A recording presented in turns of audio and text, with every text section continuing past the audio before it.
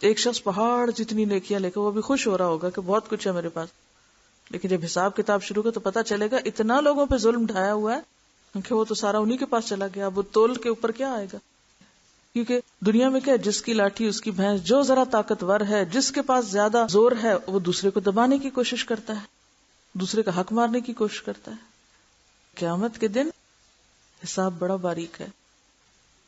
حقوق لینے اور دینے کے بعد تمام انسانوں کے نامہ اعمال اپنی آخری شکل میں وزن ہونے کے لیے تیار ہو جائیں گے اور اتمام حجت کے لیے میزان قائم کیا جائے گا. میزان میں جن لوگوں کی نیکیوں کا پلڑا بھاری ہوگا وہی کامیاب قرار پائیں گے اور جنت میں جائیں گے.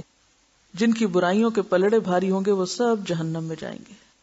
بعض لوگوں کے میزان میں ایک نیکی کی زیادتی یا ایک نیکی کی کمی ان کے جنتی یا جہنمی ہونے کا فیصلہ کرے گی. وہ ایک ظلم، ایک گالی جو کسی کو دی تھی، آج نیکیاں ہیں لیکن وہ اس کو مل گئی، لہذا اپنی طرف کمی ہو گئی. اور دنیا میں ہم کتنا بے دریغ زبانیں کھولے ہوئے ہیں، جس کو جو چاہیں کہہ دیں، جس کے ساتھ جیسا چاہیں معاملہ کریں. اور کہا جاتا ہے کہ ہر شخص کے اعمال تلنے پر ایک فرشتہ اعلان کرے گا، فلاں بن فلاں کامیاب ہوا یا فلاں بن فلاں ناکام ہوا. پورے میدان میں اناؤنسمنٹ ہوگی، آپ کا نام لیا جائے گا اور نام لے کے بتایا جائے گا فلاں کامیاب ہو گیا. اب یہ سب کے ریزلٹ سن رہے ہوں گے لوگ. اب آپ دیکھیں دنیا کی مشہور ترین شخصیتیں جن کو زمانہ جانتا ہے، جب قیامت کے دن ان کا نام لے کے بتایا جائے گا کہ وہ ناکام ہو گئے تو شرمندگی کا عالم کیا ہوگا. کبھی سوچا ہم نے؟ دنیا میں چند لوگوں میں اگر کوئی ہمارا نام پکار کے ہمیں بتا دینا کہ تمہارا فلاں نقصان ہو گیا تو ہم کہتے ہیں کیوں میری بےزتی کرائی، سب کے سامنے کیوں بتایا گیا. دنیا میں اگر کوئی نقصان ہو جائے، کمی ہو جائے تو لوگ عام طور پہ مینشن نہیں کرتے اس کو، کسی کو پتہ نہ چلے، اس سے بےزتی ہوتی. لیکن وہاں تو سب کے سامنے کھل جائے گا معاملہ.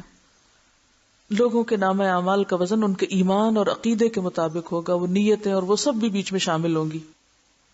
کفار، مشرکین، مرتدین اور منافقین کے ڈھیروں نیک اعمال کا وزن ذرہ برابر بھی نہیں نکلے گا. لا نقیم لہم یوم القیامت وزنا. عالی شان اعمال، اتنا وزن نہیں. کیوں؟ اللہ کے لیے نہیں کیے تھے وہ کام، تو دنیا میں تعریف کے لیے یا ویسے ہی شوق میں کیے.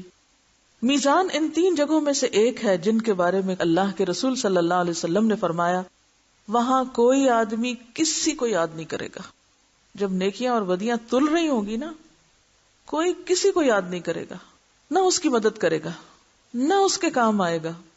اگر کسی آدمی کی ایک نیکی میزان میں کم ہو گئی تو سارے حشر میں، یعنی میدان حشر میں، کوئی بھی اسے ایک نیکی دینے کے لیے تیار نہیں ہوگا. ایک نیکی کا سوال کوئی تیار نہیں. نہ باپ، نہ بیٹا، نہ بیٹی، نہ بیوی، نہ کوئی یار دوست، نہ پیر مرشد، سب ایک دوسرے سے دور بھاگیں گے.